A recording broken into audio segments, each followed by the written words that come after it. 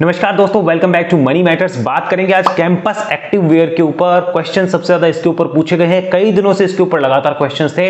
आपका भी ऐसा कोई क्वेश्चन है कमेंट में निसंकोच बताइए। जैसे इसका नंबर लगा है, कई दिनों से पूछा जा रहा था, तो आज इसका नंबर लगा है। इसके ऊपर एक एनालिसिस जो मेरी कंप्लीट हुई है कल ही रात को, तो आज इसके ऊपर मैंने आपके सामने वीडियो प्रेजेंट कर दिया है। बात कर लेते हैं कैंपस की, लेकिन आपका क्वेश्चन हो कमेंट में कोई निसंकोच बताना है, कोई संकोच आपको नहीं करना है। और साथ में ध्यान रखिए, जो भी हम बात करने वाले वो सिर्फ एजुकेशन पर्पज और आपको सिखाने के लिए है। चार्ट पे मैं आपको ऑप्शंस देता हूं, ये संभावनाएं है, ये है हमारे पास पॉसिबिलिटीज अवेलेबल है। किसी तरह से कोई गारंटी नहीं है और कोई बाय सेल होल्ड की रिकमेंडेशन भी नहीं है। आपको बड़ा नुकसान हो सकता है अगर आप अपने फाइनेंशियल एडवाइस से पूछे बिना कोई भी डिसीजन लेते हैं। तो करते हैं इसकी शुरुआत। ध्यान से देखिए, कैंपस के फंडामेंटल और टेक्निकल दोनों देखे जाएंगे।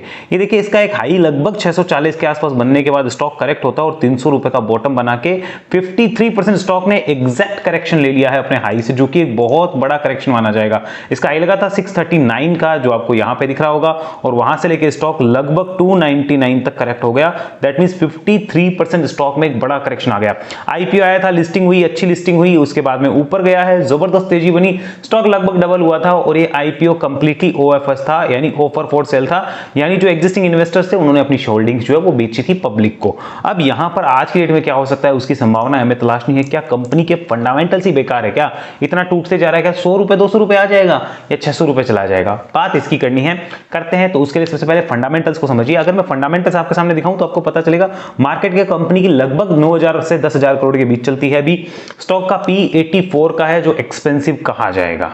आरओसी आरओई काफी अच्छा माना जाएगा। प्रमोटर्स की होल्डिंग जबरदस्त मानी जाएगी। डेट टू इक्विटी रेशियो बहुत बढ़िया कहा जाएगा। ईपीएस कम कहा जाएगा। अनप्लेज है पूरी होल्डिंग, बहुत अच्छी बात है। प्रॉफिट की ग्रोथ ठीक ठाक कही जाएगी, बहुत अच्छी नहीं मानी जाएगी, तो बुरी भी नहीं कह सकते। फ्री कैश फ्लो बेकार कहा जाएगा, माइनस में है। मार्केट कैप टू सेल्स थोड़ी ओवर वैल्यूड है। पीजी रेशियो काफी ओवरवैल्यूड कहा जा सकता है। तो इसकी जनरल चीजें जो हमें पता होनी चाहिए। साथ में कैंपस एक्टिववेयर का मार्केट शेयर आप यहां पे अपनी स्क्रीन पे देखिए, 17% मार्केट शेयर रखता है जो भी ब्रांडेड हमारे फुटवियर्स है उसके अंदर। तो 17% मार्केट शेयर कोई छोटी बात नहीं है, बहुत अच्छी बात मानी जाएगी। अगर इसके अलावा मैं आपको दिखाऊं कि इसके जो फुटवियर्स है वो यूज ज्यादा कौन करता है, कौन ज्यादा इसके फुटवियर पहनता है, तो उसके अंदर आपको पता चलेगा कस्टमर सेगमेंट में मेन जो है वो ज्यादा पहनते हैं। 83% रेवेन्यू मेन लाते हैं। वुमेन सिर्फ 4% कंट्रीब्यूट करती है और चिल्ड्रन जो है वो लगभग 12.5% का जो कंट्रीब्यूशन है वो रेवेन्यू में देते हैं। इस बात का हमें पता होना चाहिए। 100% इसका जो ऑपरेशन है वो इंडिया में ही होता है और सारा काम इंडिया के अंदर ही है। प्योरली इंडियन कंपनी है, बाहर कहीं काम इसका नहीं है। एक बार पीयर कंपैरिजन भी देखिए कि इसके पीयर्स का कंपैरिजन करते हैं। रिलैक्सो की पी जो 145 पे, बाटा की 67 पे, कैंपस की 84 पे। अब कैंपस की पी एक्चुअली बाटा से भी ज्यादा है, मिर्जा से भी ज्यादा है, श्री लेदर से, लिबर्टी से और खादी से सबसे ज्यादा है।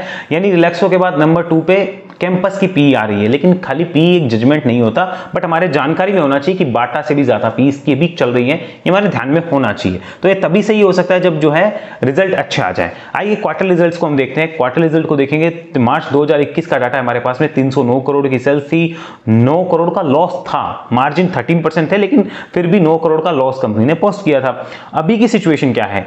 348 करोड़ की सेल्स है इस मार्च में। मार्च 21 से लेके अभी तक कोई खास ग्रोथ नहीं आई है, 10% की ग्रोथ है सेल्स में, ज्यादा ग्रोथ नहीं आई है। और प्रॉफिट जो है वो 23 हो गए हैं, 23 करोड़, यानी माइनस से प्लस में हो गए, अच्छा साइन है। अब अगर मैं इसको देखूं हाईएस्ट एवर नेट प्रॉफिट, तो दिसंबर का क्वार्टर इसके लिए अच्छा होता है। दिसंबर 21 के अंदर देखिए 55 करोड़ का नेट प्रॉफिट, 434 करोड़ की सेल्स, और दिसंबर 22 में ही आप देखिए 466 करोड़ की सेल्स एंड प्रॉफिट 48 करोड़ का। दिसंबर का क्वार्टर अच्छा होता है, जून का ठीक ठाक होता है। सितंबर के क्वार्टर में इसके देखिए जो हमें दिखता है कि यहां पे कोई बहुत अच्छे रिटर्न्स हमें नहीं देखने को मिले हैं। यानी दिसंबर के क्वार्टर जो आता है उसमें अच्छे रिजल्ट आते हैं, ये हमें पता होना चाहिए, जानकारी होनी चाहिए। अगर मैं ईयरली पी&एल की बात करूं, 2018 में 410 करोड़ की सेल्स, 31 करोड़ का profit, and right now 1484 crore की सेल्स हुई है लास्ट ईयर एंड 117 करोड़ का प्रॉफिट। गजब की ग्रोथ कही जा सकती है कंपनी में। मार्च 2021 से देखिए 711 करोड़ का सेल्स था और प्रॉफिट था 27 करोड़ का। अब जो है वो गजब का आया है प्रॉफिट और अच्छा माना जाएगा, हाईएस्ट एवर प्रॉफिट आया है। तो कंपनी ग्रोथ कैसे कर रही है वो समझिए। सेल्स ग्रोथ इसकी रही है 5 सालों की 29% और 3 सालों की 33%, और लास्ट ट्रेलिंग 12 मंथ में 24। मैं एवरेज पकड़ता हूं 25-30 के बीच में जो कंपनी वो सेल्स ग्रोथ लाती है। प्रॉफिट ग्रोथ कंपनी की लगभग 25 से 30 रहती है, लेकिन लास्ट ट्रेलिंग 12 मंथ में सिर्फ 7% रही है। पिटाई का रीजन यही है। और आगे समझिए, रिटर्न ऑन इक्विटी 22 से 24 के बीच मेंटेन है, यानी अगर आप रिटर्न ऑन इक्विटी के देखते हो तो आपको पैसा तो इसमें मिलेगा ही मिलेगा, ये पता चल रहा है। फंडामेंटली खराब नहीं कह सकते, ओवरवैल्यूड कह सकते। फंडामेंटली खराब होने में और ओवरवैल्यूड होने में बहुत फर्क होता है। फंडामेंटल काफी स्ट्रॉन्ग है लेकिन थोड़ी ओवरवैल्यूड लगती है। प्रोमोटर्स की होल्डिंग देखिए 74% पे मेंटेन है, बहुत अच्छी मानी जाएगी। FIIs की होल्डिंग लगभग 12% हो गई है जो कि कंटिन्यूअसली बढ़ी है पिछले कुछ क्वार्टर्स में, और DIS की होल्डिंग यहाँ पे 6% है जो कि ठीक ठाक है। पब्लिक के पास फिर है क्या, 7% की होल्डिंग। 93% माल बड़े प्लेयर्स के पास है, तो चिंता का विषय उनके लिए ज्यादा है कि इसमें क्या होगा। पब्लिक के पास है क्या, 7% होल्डिंग है। चार्ट पे करते हैं चर्चा, क्लियर पिक्चर वही मिलेगी कि आज की डेट में किया क्या जाए, लिया जाए या ना देखा जाए। करते हैं चार्ट पे चर्चा।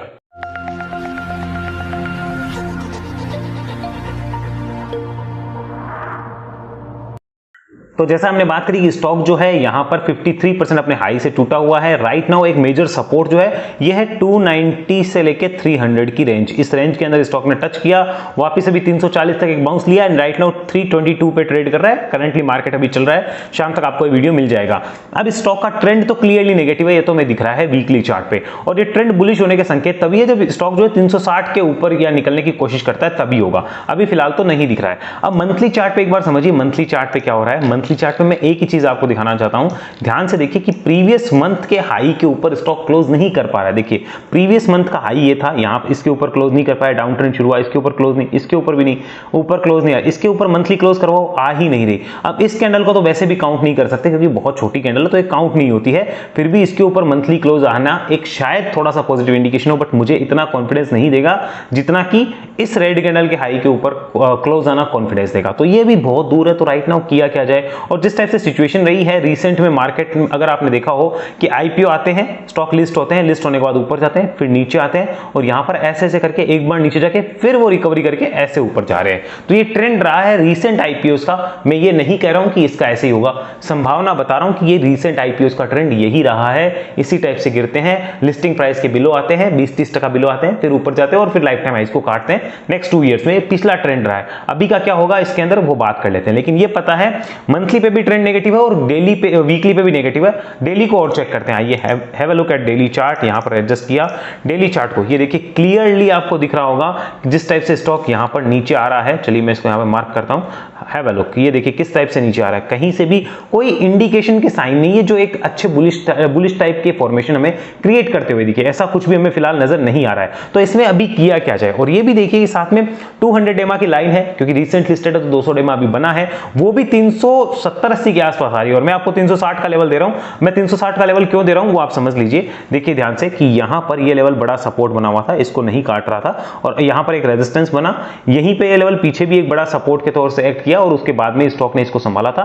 तो वापस अगर 360 के भी ऊपर निकलते हैं तो मैं मान सकता हूं कि शायद नीचे बॉटम बनने का काम कंप्लीट हो गया हो, बट फिलहाल जो है वो यहां पर 380 पे 200 डेमा है और 360 पे मेरा इंपॉर्टेंट लेवल होगा, ये हमें ध्यान रखना होगा। नीचे की साइड में जैसे कि मैंने आपको बताया कि स्टॉक 290-300 के नीचे जाते ही शायद हमें और गिरावट दिखाए, यहां से भी 10-20% और गिर सकता है, यानी 290-300 को तोड़ता है तो फिर 270-250 वहां तक भी जाने की संभावना है, गेट खुल सकते हैं। बट उसका मतलब ये नहीं है कि खुलेंगे ही या वहां पे ले लेना है, बहुत सी चीजें चेक करनी है। अब बात करते हैं कि किया क्या जाए, आज की डेट में क्या किया जाए। सबसे पहले तो ये समझ लीजिए थोड़ा बहुत भी रिकवरी आती है, देखिए इसमें सेलिंग प्रेशर आ रहा है, उसको बढ़िया तरीके से जो पिटाई करके दिया जा रहा है नीचे की तरफ प्रसाद की, जाओ नीचे, नहीं ये तुम्हारी जरूरत, नीचे जाओ। मार्केट ऐसे जा रहा है अभी और कैंपस ऐसे जा रहा है। बहुत से लोग मार्केट और स्टॉक को कंपेयर करते हैं ना, दोनों की जर्नी अलग अलग है। आप सोचते हो मेरा स्टॉक नहीं चल रहा, मार्केट चल गया, तो आपका स्टॉक सिलेक्शन गलत है, सिंपल सी बात है। और ये भी जरूरी है कि मार्केट गिरे तो आपका स्टॉक गिरे। अगर आपका स्टॉक सिलेक्शन बढ़िया है, मार्केट शायद गिरेगा, आपका स्टॉक बढ़ेगा, वो आपके स्टॉक सिलेक्शन पे है, आपके पैटर्न और उसके वेव एनालिसिस की नॉलेज पे है। यहां पर राइट नाउ अगर आप देखेंगे तो 300 के नीचे जैसे मैंने आपको बताया और गिरावट के संकेत है। तो अब किया क्या जाए, मानो किसी के पास होल्डिंग में है 600 से 500 से 400 से 300, कहीं से भी होल्डिंग में है, तो वो अब क्या करे, सिंपल सी बात है। देखो स्टॉक 53% टूट गया है, अब बेचने का कोई फायदा नहीं है। लेकिन अगर आपकी होल्डिंग जो है 300 रुपए या 325 के आसपास की है, तो एक चीज आपको पता होनी चाहिए, अगर आपकी होल्डिंग इस लेवल के पास की है 300-330 के आसपास की है, तो आपको पता होना चाहिए 300 के नीचे आप स्टॉप लॉस रख के काम करना चाहें तो देख सकते हैं। 300 के नीचे गिरावट होगी, ये बात हमें ध्यान रखनी चाहिए, ऐसा मुझे लगता है, और मैं 100% गलत हो सकता हूं, ये ध्यान रखना। तो 300 के नीचे गिरावट के संकेत और आएंगे, तब तक नहीं है। और राइट नाउ जिनके पास काफी ऊपर से लिया दिया हुआ, उनको बेचने में कोई समझदारी फिलहाल मुझे तो नहीं लगती कि बेचने में कोई समझदारी होगी, क्योंकि फंडामेंटली कंपनी ओके है, ओवर वैल्यूड है वो हमें मानना पड़ेगा, लेकिन वो बाकी सारी जो भी फुटवेयर वाली कंपनीज है वो भी है, ये भी हमें ध्यान रखना होगा। टेक्निकली स्टॉक वीक है, एकदम वीक है, ये भी हमें ध्यान रखना होगा।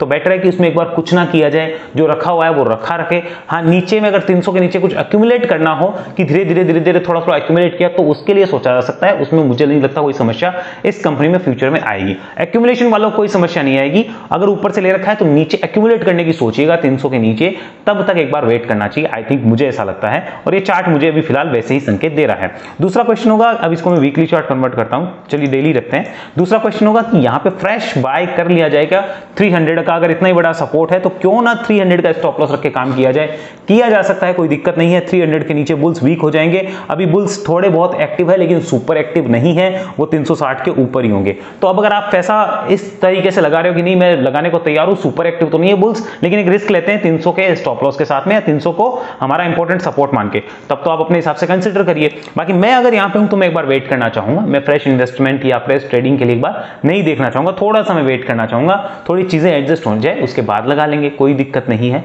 मेरा ये मानना है। तीसरी चीज होगी कि यहां पर एक्यूमुलेट करने के कोई फ्रेश इन्वेस्टर है, धीरे धीरे एक्यूमुलेशन किया जा सकता है। अगर आपको इस कंपनी में काम करना है और आपको लगता है कि नहीं इस कंपनी में काम करना सही होगा, आप वेट कर सकते हो, आपके पास समय है देने को, आने वाले 1-2 साल एक्यूमुलेट कर सकते हैं, बिंदास से चार्ट ऐसी बातें बोल रहा है। लेकिन जहां तक मेरा एक्सपीरियंस मुझे कहता है, लगता है कि 360 कटने तक ये 300 को काट सकता है नीचे, मतलब 360 ना काटे तो 300 का लेवल कट सकता है, मेरा एक्सपीरियंस कहता है। और 260 मतलब 270 250 के आसपास शायद कैंपस आपको अवेलेबल हो जाए, ये चार्ट मुझे ऐसा बोल रहा है, जो रीसेंट आईपीओस का ट्रेंड रहा है उसके हिसाब से। बाकी देखो, अगर मैं 360 के ऊपर गया तो मैं खुद बुलिश हो जाऊंगा, मैं खुद अपनी पोजीशन शायद बिल्ड कर लूं, लेकिन तब तक मैं नहीं कर सकता। हाँ, अब किसी को तकलीफ है कि 320 पे 360 चला गया तो हमें तो बहुत बढ़िया गेन हो जाता, हमारी तो जिंदगी भर की कमाई डबल हो जाती, तो वो आप आराम से काम करें, क्योंकि ऐसा नहीं होगा, बिना इंडिकेशन के काम नहीं होगा। कुछ लोगों को लगता है आज 320 है 360 पे क्यों देखना, अभी देखो अभी करो, तो भैया उसमें ध्यान रखना 300 के नीचे फिर